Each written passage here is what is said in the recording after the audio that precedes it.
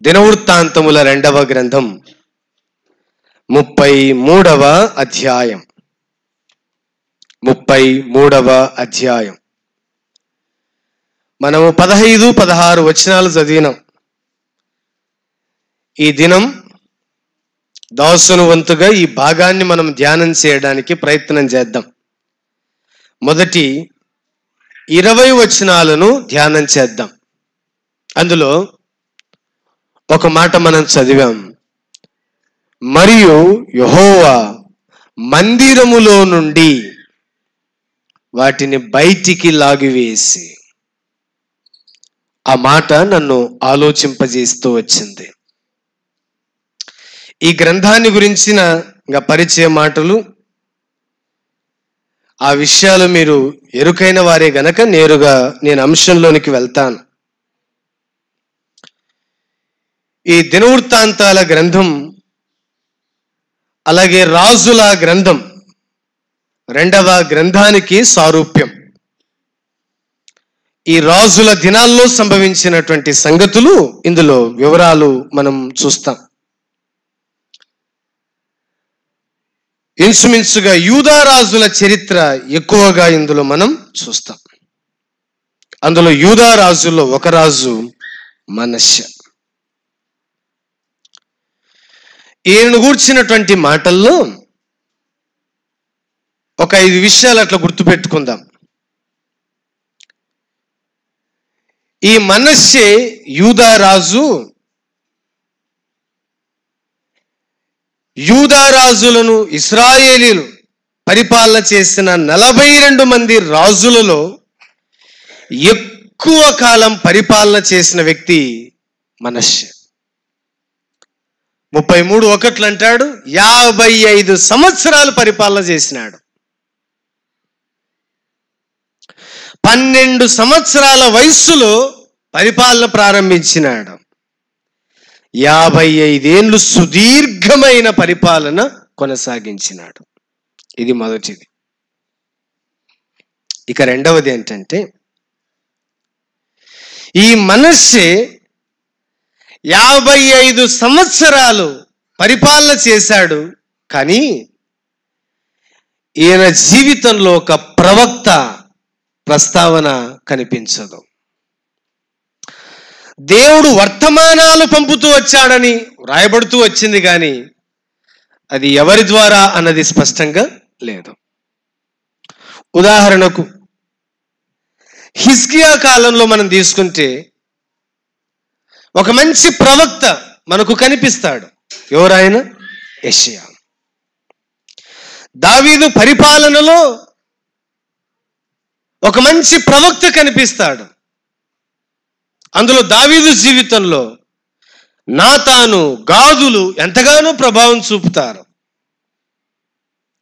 సమూయేలు కూడాను. అదే క్రమంలో సౌలు రాజ్యంలో కూడాను సమూయేలు లాంటి ప్రవక్త కనిపిస్తారు. ఇదిగో యోవాషు లాంటి రాజు కాలంలో ప్రవక్త కనిపిస్తాడు, యాజకుడు కనిపిస్తాడు. ఈయన కాలంలో పేరు ప్రస్తావించలేదు. వర్తమానాలు తీసుకొని వచ్చినారు, కానీ దానికి మనష్షె పెద్దగా రెస్పాండ్ అయినట్టుగా కనిపించదు. మూడవది, ఈయన వరుస క్రమంలో యూదా రాజులో 14వ రాజు. ఈయనను గురించి దినవృత్తాంతాలు 2వ గ్రంథం 33వ అధ్యాయం, రాజులు 2వ గ్రంథం 21వ అధ్యాయము 21వ అధ్యాయంలో మనం చూస్తాం. అల్టిమేట్గా ఈయనకున్న సాక్ష్యం ఏంటంటే ఆ చెడ్డరాజు అని సాక్ష్యం పొందాడు. చెడ్డరాజు. కారణం, తన ఆరంభ జీవితం అంతా చెడిపోయింది, ముగింపు జీవితం మారినా కానీ అట్లే అనిపిస్తుంది. మరి ఈ వ్యక్తి జీవితాన్ని ఆధారం చేసుకొని నేను విభజన చెప్తూ ఆ 3 విషయాలను ధ్యానం చేద్దాం. మొదటిది, మనము ధ్యానం చేసే అంశాలు కూడాను ఇందులో భాగానికే వస్తాయి. మొదటిది, దినవృత్తాంతములు 2వ గ్రంథం 33వ అధ్యాయం మొదటి 9 వచనాలకు ఒక పేరు పెట్టుకుందాం. మనష్షే గురించి ఆలోచన చేయొచ్చు, మందిరాన్ని గురించి మనం ఆలోచన చేయవచ్చు. మనష్షే ఇందులో గుణహీనుడుగా మనకు కనిపిస్తాడు.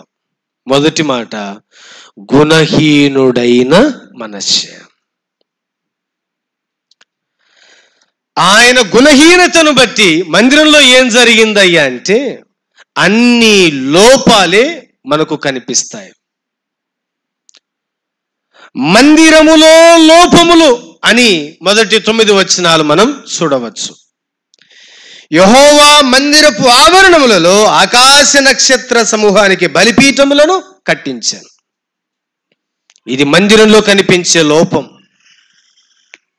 లేదా మనష్షేను బట్టి చూస్తే గుణహీనుడైన మనష్షే అని చెప్పవచ్చు.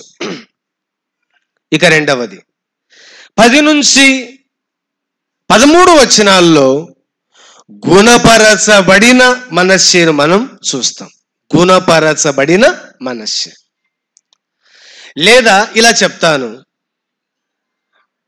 దేవునికి తను తాను లోబరుచుకొనిన మనష్షే. లోపములు కలిగిన మనష్షేను చూస్తాము. రెండవది లోబరుచుకున్న మనష్షేను మనం చూస్తాం. ఎలాగున దేవుడు గుణపరుస్తూ వచ్చాడో మనం ఇందులో నుంచి చూడవచ్చు. ఇక మూడవది 14 నుంచి 20 వరకు గుణవంతుడైన మనష్షే. మందిరంలోని వాటిని బయటికి లాగివేయించను. లోపాలతో ఆరంభించినాడు, లోపము లేకుండా ముగించినాడు. అందులో లాగివేయించను, మందిరములో నుండి లాగివేయించను.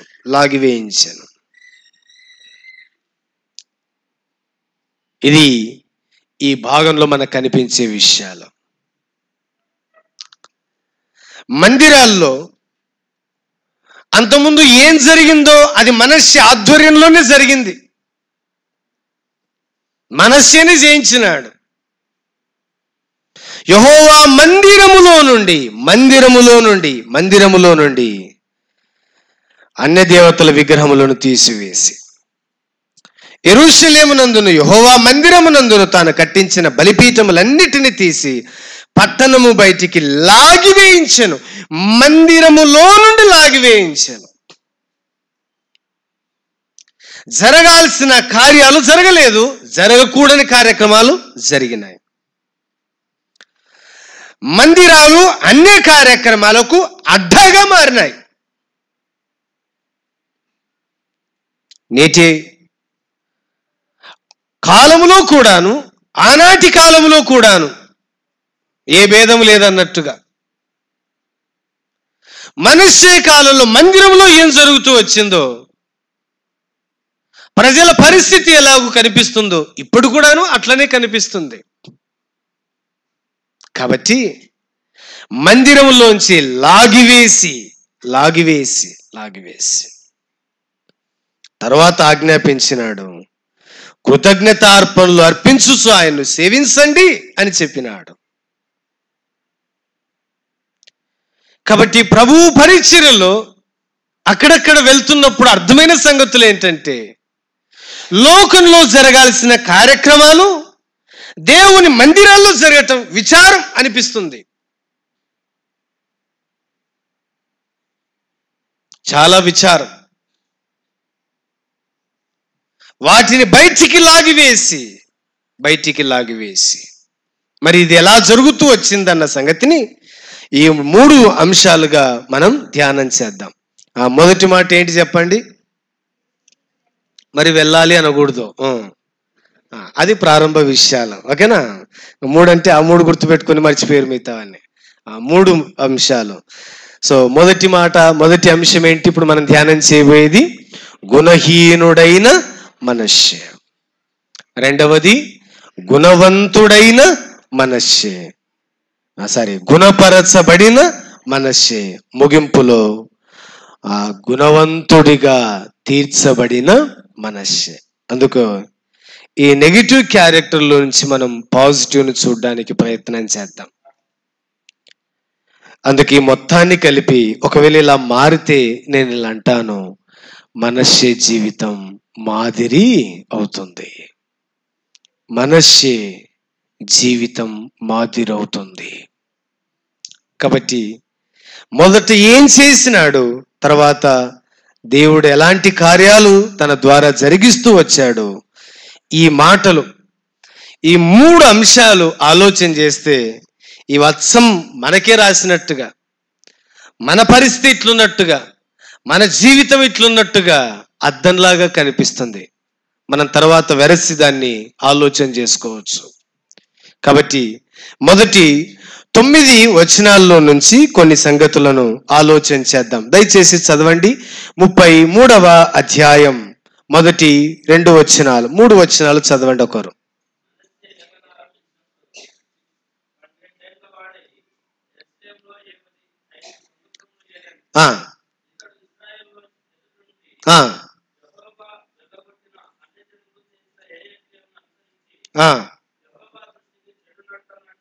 యెహోవా దృష్టికి చెడు నడత నడిచెను.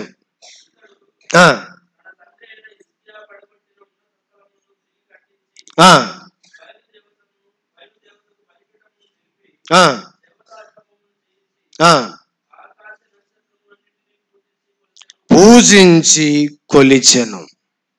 మొదటి భాగంలో 2వ వచనంలో చూడండి,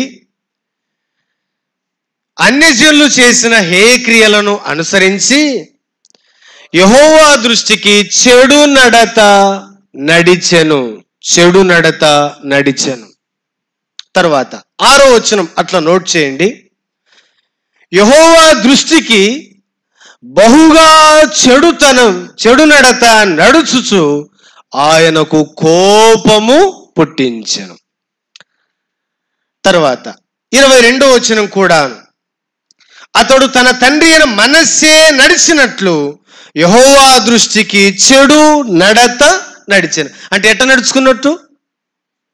ఆమోనే కాదు, వాళ్ళ నాయన గురించి చెప్తాడు. చెడు నడత నడిచెను. 3 వచనాలు చదివినాను. తర్వాత రాజుల 2వ గ్రంథానికి వద్దాం. 21వ అధ్యాయం. దయచేసి నేను చెప్పిన వచనాలు ఆఖరి భాగం మాత్రం అట్లా చదవండి.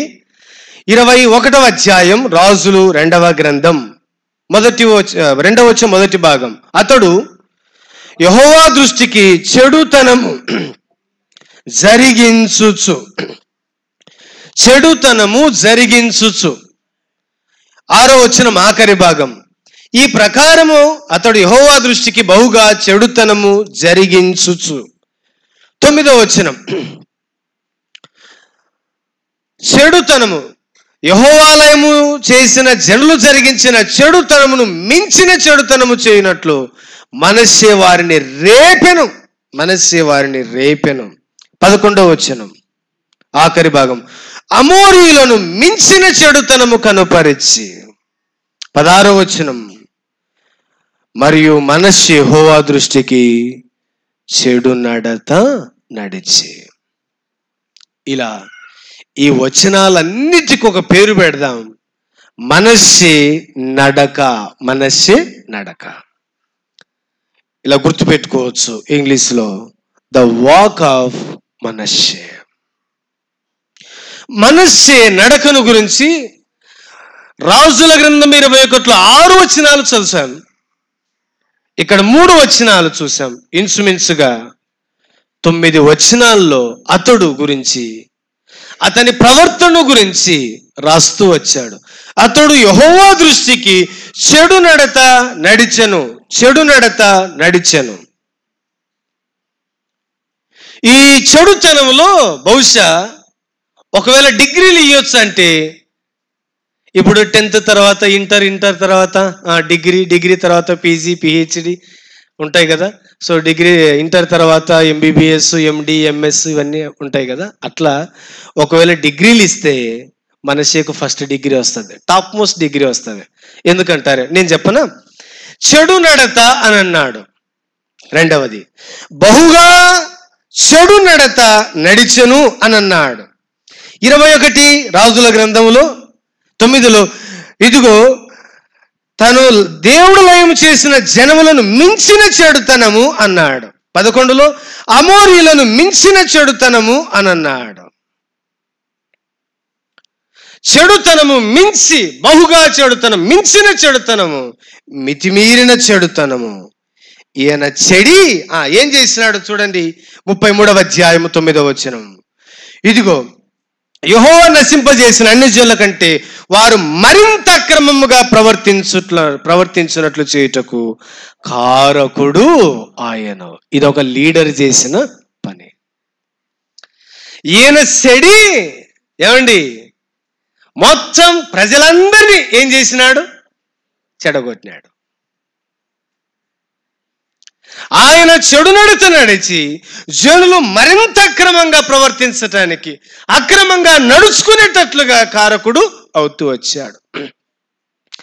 చెడిన నాయకత్వం ఒక చెడిన సమూహాన్ని తయారు చేస్తుంది. మందిర భ్రష్టత్వానికి ప్రధానమైన కారణం ఏంటంటే నాయకుని నడత. కాదందామా చెప్పండి? నాయకుని నడితే. ఈయన నాయన హిజ్కియా ఉత్తముడు. ఈయన కాలంలో మంచి ఉజ్జీవం రగులుకొండింది. అలాంటి మంచి తండ్రి కడుపున ఇట్లా చెప్పనా మన భాషలో సెడబుట్టినాడు. అంతే కదా. అప్పుడప్పుడు పల్లెటూర్లు అంటారు, కాదురా మీ నాయన చూసి అంత మంచోడు, అంత మంచోడు కడుపున ఇట్ట సెడబుట్టినావు కదరా అంటారు. అంటారా? ఈయన తండ్రి మంచివాడు, హిజ్కియా మంచి సాక్ష్యం పొందినవాడు.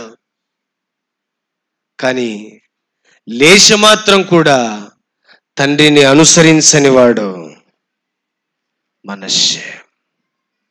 కనీసం తండ్రి నడకను కనిపెట్టిన వాడు కాదు. వెరసి ఎంత నష్టానికి దారి తీసినాడో చూడండి. ఒక నాయకుడంటే అమ్మా వినండి, నీ కుటుంబానికి నువ్వు నాయకుడు, నీ కుటుంబానికి నువ్వు నాయకురాలు, సంఘానికి నాయకుడు, దేశానికి నాయకులు, సమాజానికి నాయకులు. నాయకుడు మాదిరి చెడితే ఆ సమూహం అంతా చెడుతుంది. అందుకోసమే మన ప్రవర్తన మన ఇష్టం, మన నడక మన ఇష్టం అనడానికి లేదు. నీ ప్రవర్తన నీ కుమారుని ప్రభావం చూపుతుంది. అది ప్రత్యక్షంగా అయినా పరోక్షంగా అయినా, అది పాజిటివ్ అయినా నెగిటివ్ అయినా. ఇదిగో హిజ్కియా మందిరానికి పరిపాలనకు రాగానే ఆయన చేసిన పని ఏంటంటే యెహోవా మందిరపు తలుపులు తెరిపించి వాటిని బాగు చేసి, దినవృత్తాంతాలు 2వ గ్రంథం 29వ అధ్యాయం 3వ వచనం. అతడు తన ఏలుబడి యందు మొదటి సంవత్సరం మొదటి నెల యెహోవా మందిరపు తలుపులు తెరచి వాటిని బాగు చేయించి. ఇట చెప్తాను, వాళ్ళ నాయన తలుపులు తెరిచే ఈయన ఏం చేసినాడు? తలుపులు మూసినాడు. అంతే.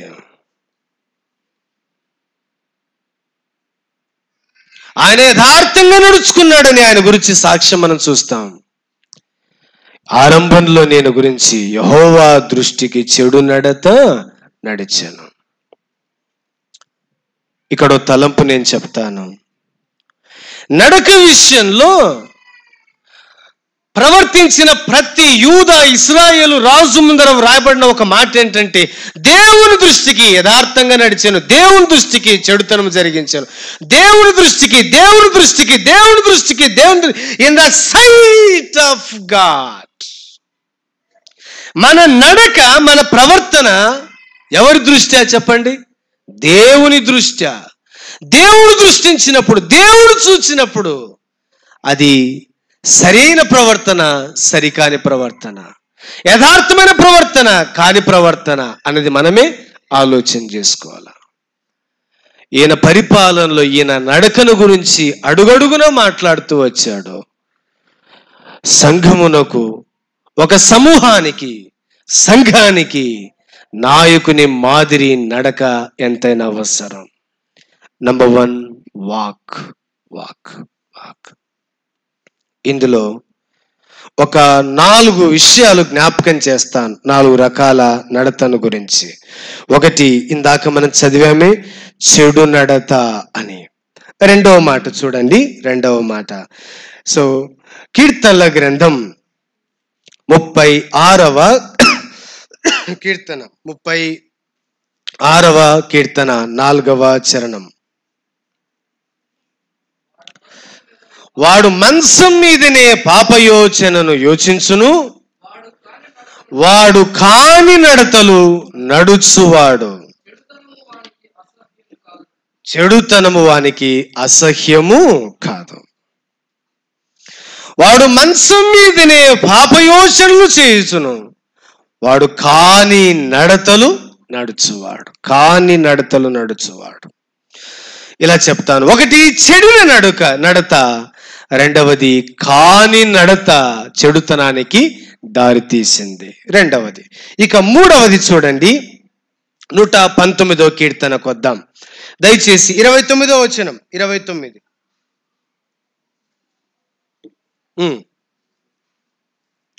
119:29.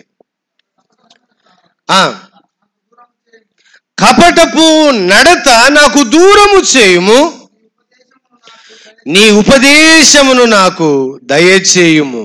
మూడవది కపటపు నడత. ఇలా గుర్తుపెట్టుకుందాం.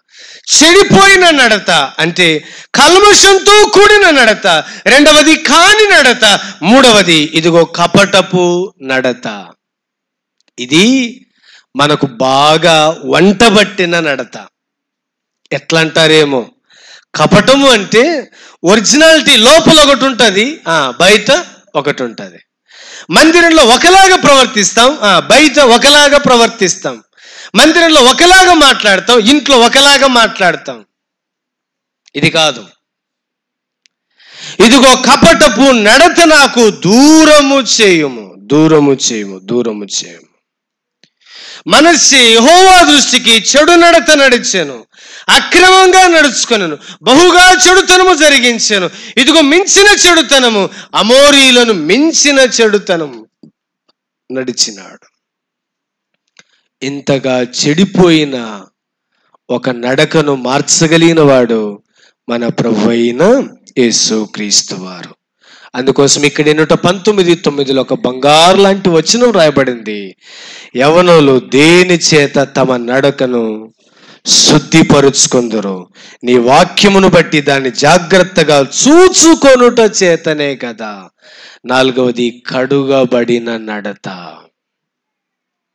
దేని చేత ఒకరిని నడత శుద్ధి చేసుకుంటారు, ఒకని ప్రవర్తన సరిచేయబడుతుంది. యవనులు దేని చేత తమ నడకను శుద్ధిపరుచుకొందురు, నీ వాక్యమును బట్టి దాన్ని జాగ్రత్తగా చూసుకొనుట చేతనే కదా. ఒక వ్యక్తి ప్రవర్తన, ఒక వ్యక్తి యొక్క నడత సంపూర్ణంగా మార్చేది ఎవరయ్యా అంటే ఇదిగో మన ప్రభు అయిన యేసుక్రీస్తు వారు. ఆయన మనల్ని పవిత్రపరచడానికి, ఆయన మనల్ని శుద్ధి చేయడానికి, ఆయన మనల్ని ప్రేమించి చెడిపోయిన మన కోసము పరిశుద్ధుడైన దేవుడు, పాపమెరుగని దేవుడు మన కోసము పాపముగా చేయబడ్డాడు. ఎలైనగా దేవుడు భూలోకమును చూచినప్పుడు అది చెడిపోయి ఉండెను. చెడిపోయిన మానవుణ్ణి, భ్రష్టు పట్టిపోయిన మానవుణ్ణి, దేనికి కొరగాని మానవుణ్ణి ఇదిగో నన్ను ఎవరు బాగు చేయలేరు, ఎవరి వల్ల కాదు, ఎవరి ప్రేమ నోచుకోలేదు, ఇదిగో ఎవరు మనల్ని తీర్చిదిద్దలేరని వదిలిపెట్టి విడిచిపెట్టబడిన పరిస్థితుల్లో మన నడక ప్రవర్తన బాగు చేసే ఏకైక దేవుడు యేసుక్రీస్తు వారు.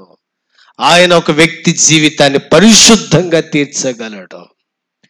ఆ వాక్యమును జాగ్రత్తగా చూసుకొనుట చేతనే కదా. ఆ వాక్యమే యోహాను రాసిన 3వ పత్రిక 1:14 ప్రకారము ఆ వాక్యమే కృపా సత్య సంపూర్ణుడిగా మన మధ్య వసించెను. ఆయా వాక్యమే మన మధ్య వసించాడు మన ప్రభు అయిన యేసుక్రీస్తు వారు. కాబట్టి మొదటిది చెడు నడత, చెడు నడత, చెడు నడత. చెడు నడత నడిచెను. ఆయన గుణహీనుడు అని చెప్పడానికి ఆయన ఫెయిల్యూర్లో మొదటిది నడక. నడక. ఆయన నడకను గురించి మనం చూస్తూ ఉన్నాం. చెడిపోయింది. మరి చెడిపోయిన నడకను మార్చగలిగిన వాడు మన దేవుడు ఎట్లా మారుస్తాడు? ఆయన మాదిరిగా మార్చగలడు. తెస్సలోనిక పత్రికలో ఒక మాటను చూడండి, 1వ అధ్యాయం 6వ వచనం. 1 తెస్సలోనిక 1:6. పరిశుద్ధాత్మలో కలుగు ఆనందముతో గొప్ప ఉపద్రవం మీరు వాక్యమును అంగీకరించి మమ్మును ప్రభువును పోలి నడుచుకొనిన వారైతిరి. ఒక వ్యక్తి నడక మారితే ఏమండి? ప్రభువును పోలి నడుచుకొనిన వారైతిరి. ఇప్పుడు ప్రశ్న అడుగుతాను. పౌలు అంటాడు, కొరింథీయులకు రాసిన మొదటి పత్రిక 11:1, నేను క్రీస్తును పోలి నడుచుకొనిన ప్రకారము మీరును చదవండి. నేను క్రీస్తును పోలి నడుచుకున్న ప్రకారము మీరు నన్ను పోలి నడుచుకొనండి. ఇప్పుడు ఇక్కడ నాయకులైన వారు చాలా మంది ఉన్నారు కదా, తల్లిదండ్రులైన వారు చాలా మంది ఉన్నారు కదా. ఏమండి, మీ కుటుంబాల్లో ఈ మాట చెప్పగలరా?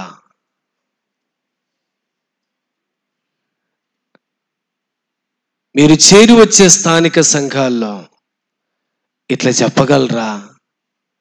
నాలా బతకండి అని, నన్ను పోలి బతకండి అని, నన్ను చూడండి, నా బోధ చూడండి, నన్ను చూడండి, నా సోకు చూడండి అంటావే తప్పనిచ్చే నాలాగా బతకండి నేను చెప్పేంత దమ్ము ధైర్యం మన దగ్గర ఉందా? లేకపోతే మనం కూడా మనశ్శీలమే. నేను 8th క్లాస్ చదువుతున్న దినాల్లో నాకు బాగా గుర్తుంది. అప్పుడు వరల్డ్ కప్ జరుగుతూ ఉంది. నాకు క్రికెట్ అంటే పిచ్చి ప్రేమ. అప్పుడు, ఇప్పుడు కాదు. ఎంతగా చూసేవాళ్ళం అంటే 6 బాల్ వేసిన తర్వాత గ్యాప్ ఇచ్చారు, ఓవర్ అంటారు కదా, అడ్వర్టైజ్మెంట్ వస్తుండే. అడ్వర్టైజ్మెంట్ కూడా వదలకుండా చూస్తుంటామండి. ఎప్పటి నుంచి మ్యాచ్ అంటే టాస్ వేసిన దగ్గర నుంచి man of the match, man of the series అన్ని ఇచ్చినా కానీ పోతుండలేము మేము, అంత అభిమానంతో చూస్తుంటే. ఆ రోజు డే నైట్ మ్యాచ్ పల్లెటూరులో. అప్పుడు 8వ తరగతి అంటే ఇంకా టీవీ అంటే చాలా అరుదు. మొత్తానికి ఎట్టకేలకు మా తమ్ముడు టీవీ పట్టుకొచ్చినాడు. అప్పుడే మా కొత్తగా ఇల్లు కట్టించినాడు మా నాయన. పాత ఇల్లుంది, కొత్తింటికి టీవీ తీసుకురావాలని ప్రయత్నం చేసినాడు. మొత్తానికి మా నాయన కొనే పేరును బట్టి డబ్బులు లేకుండా టీవీ ఎత్తుకొని వచ్చినాడు ఇంటికి, మ్యాచ్ ఉంది కదా అని. ఇంట్లోకి వచ్చినాక మా నాయన అన్నాడు, సాయంత్రం మోం గడుక్కొని ఇంట్లోకి వచ్చి చూసినాడు. అప్పటికి టీవీ ఆన్లో ఉంది అని అన్నాడు, ఒరే ఉంటే ఇంట్లో నేనన్ను ఉండాలా, లేకపోతే టీవీ అన్న ఉండాలా అన్నాడు.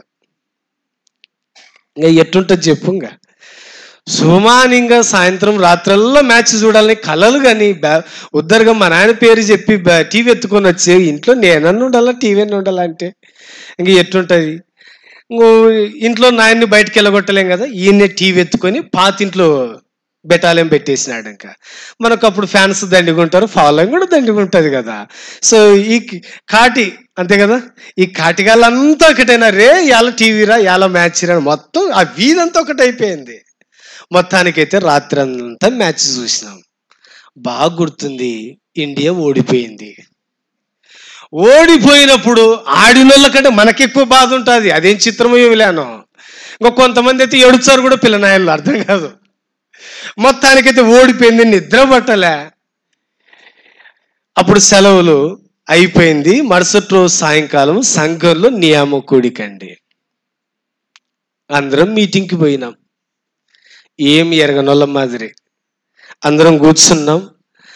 నేను అడిగిన మీటింగ్ ఎగర కొట్టినాలే, వాళ్ళే స్టార్టింగ్ పాట పాడేది కూడా వాళ్ళే, స్తుతి పాట పాడేది వాళ్ళే, వాళ్ళే సువార్త పాట పాడేది వాళ్ళే, ప్రారంభ ప్రార్థన చేసేది వాళ్ళే, అందరుండేది.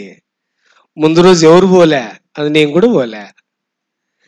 మైకులో నిలబడి ఇట్టా మాట చదివి, నేను క్రీస్తును పోలి నడుచుకొనుచున్న ప్రకారం మీరు నన్ను పోలి నడుచుకోండి అని చెప్తూ ఆయన ఇట్టన్నాడు. మీరు క్రికెట్ చూడొద్దని నేను అనలా. కనీసం గంటన్నర నియామక కూడికలో దేవుని మందిరంలో కనబడాలన్న తాపత్రం మీకు చచ్చిపోయింది. మీరు మాదిరిగా బ్రతకాలి, మీరు కనీసం దేవుని పోలు నడుచుకోలేని పరిస్థితుల్లో నాలాగా బ్రతకాలని మీకోసం మాదిరిగా జీవించేటువంటి తపన నేను పడతా ఉంటే, కనీసం ఒకరు కూడా మందిరానికి రాకపోతే, మీ జీవితంలో నా ప్రవర్తన ప్రభావం చూపకపోతే, రే ఈ దేవుడే మనకొద్దు, ఈ మందిరమే మనకొద్దు, ఈ పరిచర్య మనకొద్దు, పదండి మానేసి తాళాలేసి వెళ్ళిపోదాం, పండి లోకంలోకి వెళ్ళిపోదాం, అదే సై అంటున్నారు కదా అని ఆయన స్టేజ్ దగ్గర నిలబడి వలవల ఏడ్చేసినాడు. కనీసం మీ దగ్గర నిలబడి మాదిరిగా బ్రతకలేని నా బ్రతుకెందుకు, నన్ను చూసి బతకలేని మీ బతుకెందుకు? ఆ దినం మొదలు ఇంకెవరు క్రికెట్ వైపు వెళ్ళినట్టుగా కూడా నాకు గుర్తులేదు. ఆయన నాకు మాదిరి. అలాగున కుటుంబాల్లో చెప్పగలిగితే, రే కొడుక నన్ను చూసి బతుకరా, రే బిడ్డ నన్ను చూసి బతుకమ్మా, నాలాగా బతుకు, ఇదిగో మీరు ప్రభువును పోలి నడుచుకున్న వారైతిరి, మీరు మాదిరి అయితిరి, నేను క్రీస్తును పోలి నడుచుకొనుచున్న ప్రకారం మీరు నన్ను పోలి నడుచుకోనండి. ఆ మాట అనాలంటే ఎంత ధైర్యం ఉండాలండి. అది పౌలు దగ్గర దొరికింది, మనష్షే దగ్గర దొరకదు. కడగబడిన ఏ వ్యక్తి జీవితమైనా కానీ ప్రవర్తనైనా కానీ మాదిరిగా ఉంటుందన్న సంగతి మనం మర్చిపోకూడదు. కాబట్టి దేవుని వాక్యంలో ఇలా వ్రాయబడుతూ వచ్చింది, కీర్తన 37:23లో, ఒకని నడత యెహోవా చేతనే అదేమవుతుంది, స్థిరపరచబడుతుంది. మనష్షే నడక బాగోలేదు, దాటి వెళ్తాను. ఇంకా మొదట ఎక్కడ చెడిందయ్యా, ఎక్కడ గుణహీనుడైనాడయ్యా అంటే, వినండి, నడకలో అట్టర్ ఫెయిల్యూర్నెస్ మనకు కనిపిస్తుంది. రెండవది చూద్దామా, దినవృత్తాంతాల 2వ గ్రంథం 33వ అధ్యాయం దయచేసి 2వ వచనం. ఇతడు ఇశ్రాయేలు ఎదుట నుండి యెహోవా వెళ్ళగొట్టిన అన్యజనులు చేసిన హేయ క్రియలను అనుసరించి. రెండవది వర్క్స్, అన్యజనులు చేసిన హేయ క్రియలను అనుసరించి. ఒకటి నడక, వాక్, రెండవది వర్క్స్. ఆయన పనులు వారి చేసిన క్రియలన్నీ హేయ క్రియలు. ఈ హేయ క్రియలన్నీ జరిగిస్తూ వచ్చారు. ఏం చేసినాడు? బహుశా ఈ మాటలు ఇట్లా గుర్తుపెట్టుకుందాం. 5వ వచనంలో 6వ వచనంలో, మరియు అతడు యెహోవా మందిరపు 2వ ఆవరణంలో అతడు ఆకాశ నక్షత్రముల సమూహములకు బలిపీఠములను కట్టించెను. మొదటిది, మందిరములో ఆకాశ నక్షత్ర సమూహానికి బలిపీఠములను కట్టించెను. 4వ వచనంలో, యెరూషలేమునందు ఏ స్థలమును గురించి యెహోవా సెలవిచ్చునో అక్కడనున్న యెహోవా మందిరమందు అతడు బలిపీఠములను కట్టించెను. 3వ వచనంలో, హిజ్కియా పడగొట్టిన ఉన్నత స్థలములు తిరిగి కట్టించి బయలుదేవతకు బలిపీఠములను దేవతా స్తంభములను చేయించి. ఆయన చేసిన హేయక్రియలు చూడండి. తండ్రి ఏవైతే వద్దు అన్నాడో, ఏవైతే ఈ అన్యజనుల కార్యక్రమాలు మనకొద్దు అన్నాడో, ఏవైతే నిరాకరించాడో, ఏవైతే పగలగొట్టాడో, ఏవైతే ఇదిగో నదిలో కలిపేసినారో వాటిని తిరిగి కట్టించి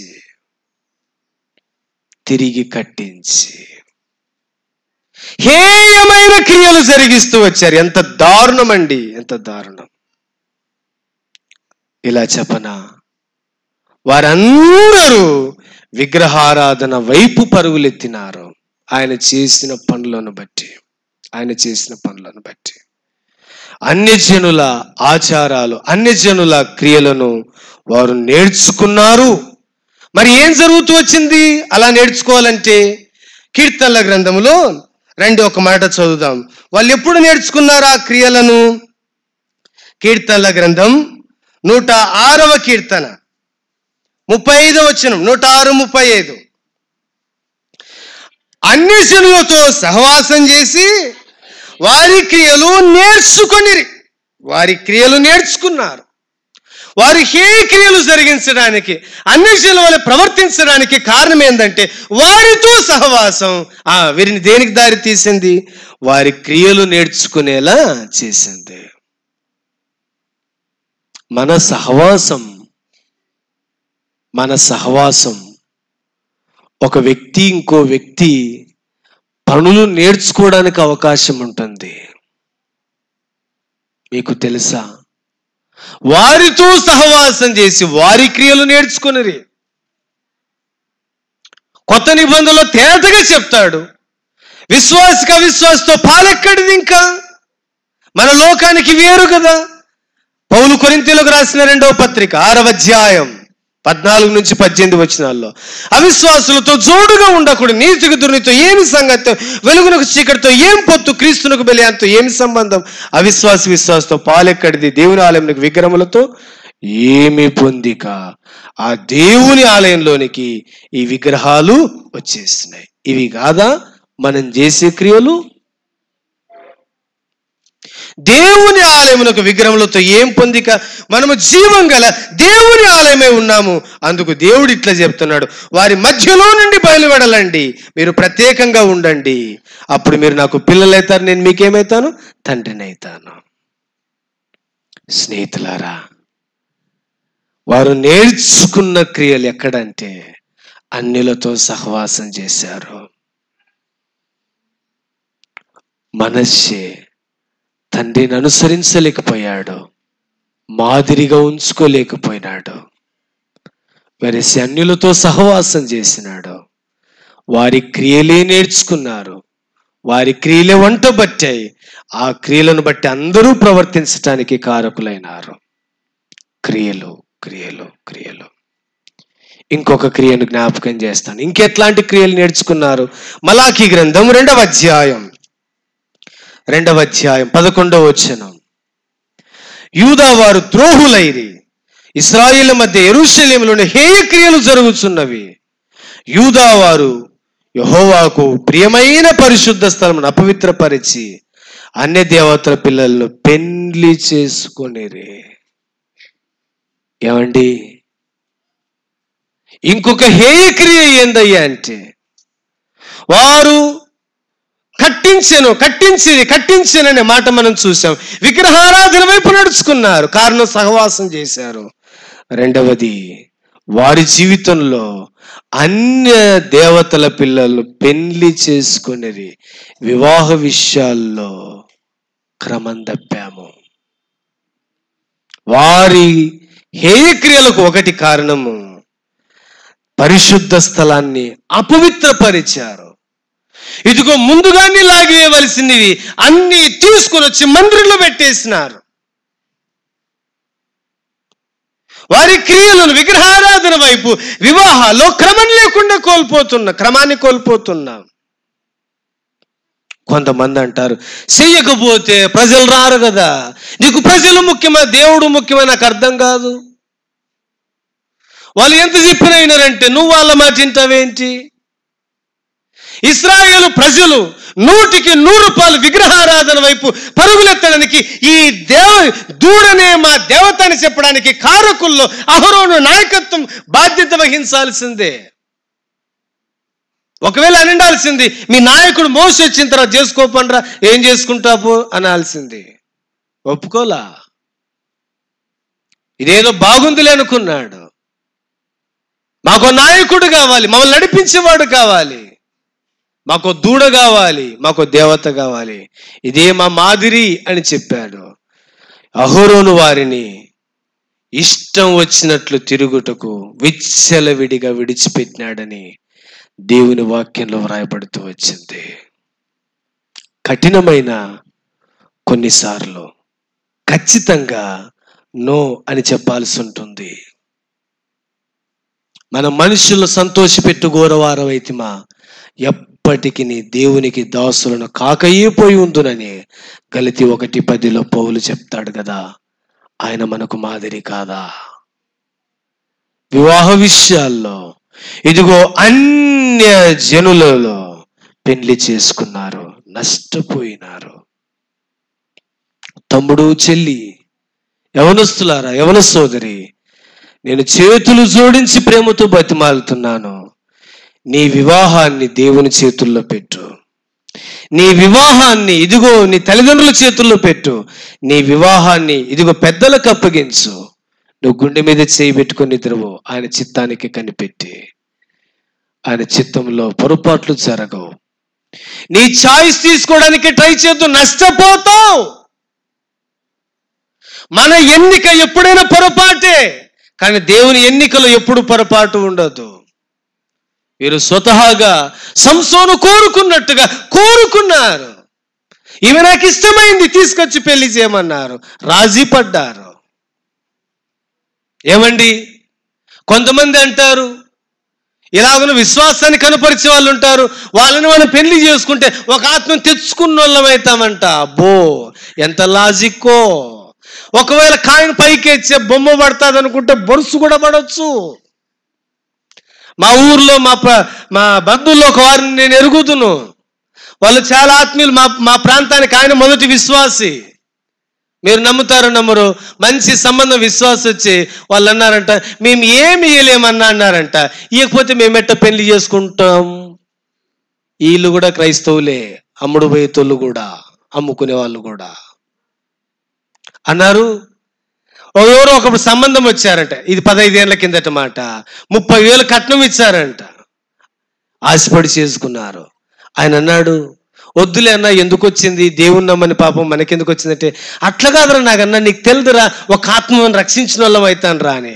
ఆ రోజు మొదలు భర్త ఆయన బైబిల్ ట్రైనింగ్ చేసినాడు, వెళ్ళిపోయినాడు లోకంలోనికి. ఇది వరకు రావటాన్ని ప్రశ్నార్థకం అయిపోయింది తన జీవితం. ప్రతి వారం పూజలు చేయాల్సిందే, టెంకాయలు కొట్టాల్సిందే. ఎక్కడ పొరపాటు జరిగింది? తెలిసి తెలిసి తెలిసి అన్యులతో జతకట్టి, వివాహాల్లో జతకట్టి, కుటుంబాలను ఫలంగా పెట్టి నష్టాన్ని మనమే కొని తెచ్చుకోవట్లేదా చెప్పండి? ఒకవేళ వివాహాలు ఆలస్యం అవచ్చేమో, దేవుని అద్భుతమైన కార్యాలు జరగాలంటే కాస్త వేచి ఉండండి. వారు జరిగించిన హేయ క్రియలు ఏంటంటే, పరిశుద్ధ స్థలాన్ని అపవిత్రపరిచి అన్య దేవతల పిల్లలు వారు పెళ్లిళ్ళు చేసుకున్నారు. దేవుని పిల్లలుగా గుర్తించండి, వివాహ విషయాల్లో, విశేషంగా వివాహ కార్యక్రమాల్లో 100కి 100 ఇంకా పద్ధతులకు వస్తే అన్యులు కూడా చేయలేక మనం బాగా చేస్తాం. మనకు ఓల్డ్ ఎక్స్పీరియన్స్ బాగుంది, అందుకే బాగా చేస్తాం. కొంతమంది అంటారు, అట్టగాది ఇట్ట, అట్టగాది ఇట్ట, అట్టగాది ఇట్ట అని. ఇంకా అన్ని జీవనంలో ఇష్టం నెరవేర్చడానికి గతించిన కాలమే చాలు అంటాం, కానీ కావాలనే కోరుకుంటాం. చెప్పటి వరకు చెప్తాం. మందిరాల్లో గంగిరెద్దులు ఊపినట్టు ఊపుతారు, బాగా చెప్తారు, కానీ తీరా సమయం వచ్చేసరికి చెప్పేది చేస్తూ ఉంటారు, మనం చేసేది చేస్తూ ఉంటాం. ఇప్పుడు చెప్పండి, మందిరములో ఇది లోపం కాదా? ఒక గుణహీనుడైన నాయకుడు ప్రజలను తప్పుదోవ పట్టించిన విధానం. ఇక మిగిలిన 3 విషయాలు అట్లా నోట్ చేయండి, ఈ భాగాన్ని నేను ముగిస్తాను. 1వది వాక్, నడక చెడింది. 2వది హేయ క్రియలు చెడిపోయిన వర్క్స్. 3వది ఇదిగో 33:3 చదవండి. 33:3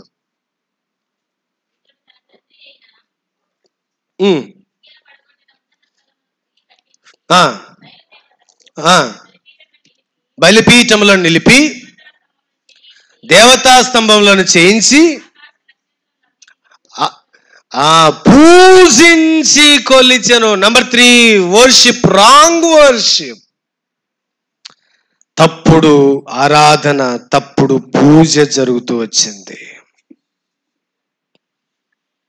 ఆ రోజు మనస్సే ఆరాధన, మనస్సే పూజ ఏమైపోయింది?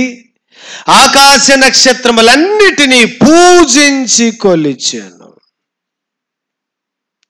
ఇక్కడ తక్కడ ఆపాడా?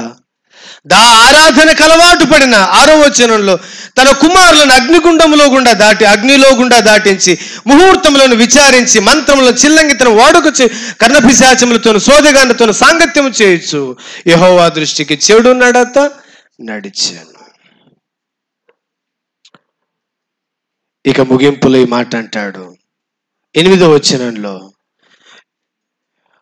అతని కుమారుడైన దావీదుతో అతని కుమారుడైన సొలొమోనుతో దేవుడు సెలవిచ్చిన మాటను లక్ష్య పెట్టక ఆ మందిరమందు మనుష్య తాను చేయించిన చెక్కుడు విగ్రహములను నిలిపెను. ఆ మాట గుర్తించారా? మాటను లక్ష్య పెట్టక. దేవుని వాక్యాన్ని, దేవుని వాక్కును, దేవుని మాటను పక్కన పెట్టేసి కొత్త పోకడ, కొత్త ఆరాధన, కొత్తగా వచ్చేసినాయి మందిరంలోనే. ఇది మందిరంలో లోపం కాదా? పేరుకు జరుగుతుంది ఆరాధన, పైకి జరుగుతుంది ఆరాధన. ఏమండి, అసలు మనం చేస్తుండేది ఆరాధన అనిపించిందా వాక్యానుసారంగా?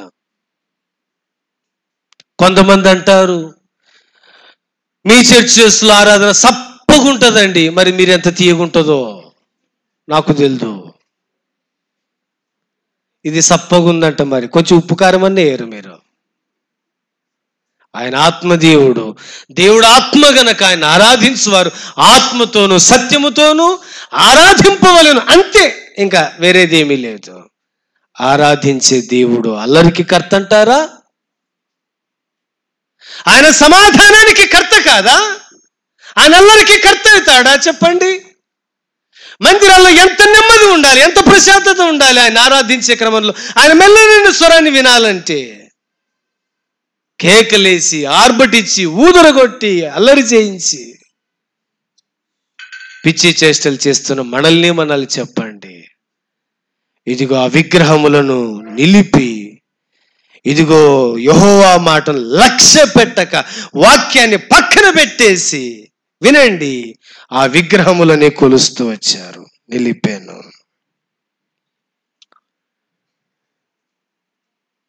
That is number 3, worship.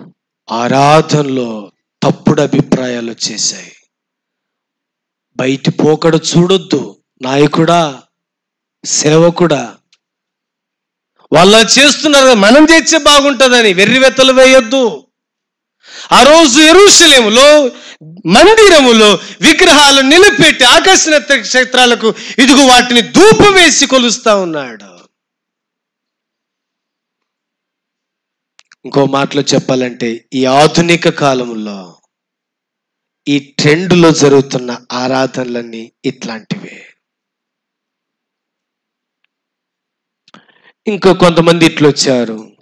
First show, second show, third show మాదిరి మొదటి ఆరాధన 2, 3, 4. నన్ను వేరుగా అనుకోమాకండి. ఎవరు కన్వీనియంట్ కోసం వాళ్ళు సమయాన్ని కేటాయించుకోండి, తప్పు లేదు. కానీ ఇదే షోనా? ఒకరోజు సంఘముగా మనకున్న అందుబాటులో మనమందరము కలిసి ప్రభువు సన్నిధిలో చేరి ఆరాధించడంలో ఒక్క దినం ప్రభువుకు వెచ్చించలేమా? రావడం, 3 పాటలు పాడుకోవడం, ఈయన 10 నిమిషాలు వాక్యం చెప్తాడు, కానికేయడం, దావబట్టడం. దేని ఆరాధన అంటే? వారు ప్రతి ఆదివారం రొట్టె విరుచుటకు కూడి వచ్చినప్పుడు అసలు ఆయన శరీరానికి, రక్తానికి సాదృశ్యమైన పాత్రను గురించి కానీ, ఆయన గురించి కానీ ప్రస్తావనే ఉండదు. పేరు ఆయనది. జరుగుతున్న కార్యక్రమాలు మన పేరున జరుగుతున్నాయి. ఈ మందిరములో లోపాలు 3 విషయాలు చెప్పా. 1వది నడక లోపం, పనులు లోపం. 3వది ఆరాధన లోపం, 100కి 100 లోపం. 4వది ఆయన గురించి వచ్చిన 9వ వచనం 33:9. ఈ ప్రకారం మనుష్య యూదా వారిని యెరూషలేము కాపురస్తులు మోసపుచ్చిన వాడై ఇశ్రాయేలీయుల ఎదుట ఉండకుండా యెహోవా నశింపజేసిన అన్ని జనుల కంటే మరింత అక్రమంగా ప్రవర్తించినట్లు చేయుటకు కారకుడు ఆయన. మనస్సు విట్నెస్, సాక్ష్యం. ఏం చెప్పనా? 1, ఆయన మోసపుచ్చిన వాడై. ఎవరిని మోసం చేసినాడు? యూదా వారిని, యెరూషలేము కాపురస్తులను మోసపుచ్చిన వాడు. ఇట్లా చెప్పనా, ఈయన మోసపుచ్చడానికంటే ముందు తానేమైనాడు, మోసపోయినాడు. వాక్య ప్రకారం ప్రవర్తించకుండా, యాకోబు 1:22 ప్రకారం ఆ ప్రకారం ప్రవర్తించకుండా మనల్ని మనం ఏం చేసినట్టు, మోసపురుచుకున్నట్లే ఈయన మోసం చేసుకొని తాను ఇతరులు కూడా మోసం చేసినాడు. పైపెచ్చి ఇతరులు అక్రమంగా ప్రవర్తించడానికి కారకుడు అయ్యాడు. సాక్ష్యం కోల్పోయినాడు, మందిర సాక్ష్యం కోల్పోయినాడు. ఇదిగో ఇశ్రాయేలీలను వీరందరినీ మోసపుచ్చిన వాడై. ఆఖరి మాట, 5వ మాట రండి, 33వ అధ్యాయం 6వ వచనం. బహుగా చెడుతము నడుచు ఆయన దృష్టికి కోపము పుట్టించెను. నంబర్ 5, wrath ఆఫ్ గాడ్, ఆయనకు కోపము పుట్టించెను. ఇన్ని కార్యాలు చేస్తే, ఇన్ని లోపాలు కనిపించే దేవుని కోపం రాదా చెప్పండి? 4 పనులు చేసినాడు ఆయన గుణహీనుడు అని చెప్పడానికి మందిరంలో కనిపించే 4 ప్రాముఖ్యమైన లోపాలు. 1, నడకలు బాగాలేవు, ప్రవర్తనలు బాగాలేవు.